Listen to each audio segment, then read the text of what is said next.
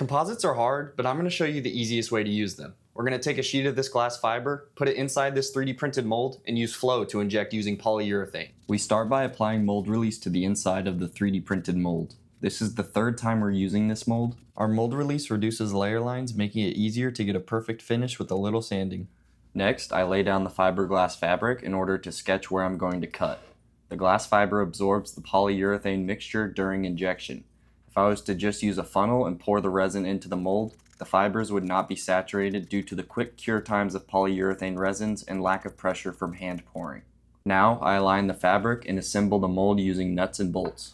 We designed this mold for M6 bolts to insert easily, and fasten them using some pliers and a drill. We want to make sure this mold is completely fastened without over-tightening. Alright, our mold is ready, so let's inject. Flovv automatically primes itself for injection, and now we can fill our mold with the polyurethane mixture.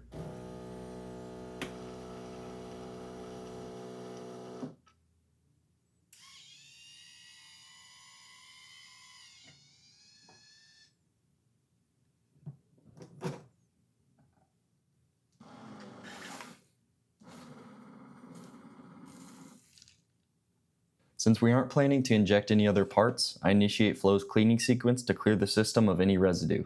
This ensures Flovv will be ready for use next time we want to inject. Now that our part's ready, let's demold.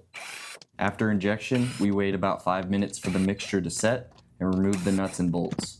The mold has openings for prying tools for easy disassembly. Oh!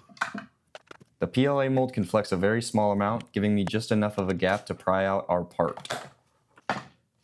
This is 1.5 millimeters thick, but it's reinforced with the composite, so it's ultra durable. Let's go see how it flies. If you're interested in making high quality parts at a low cost, you can pre-order Flovv by following the link in the description. Thanks for watching.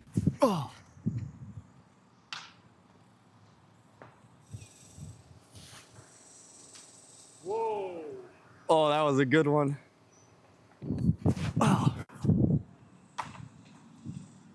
Yeah, go for it. Oh gosh.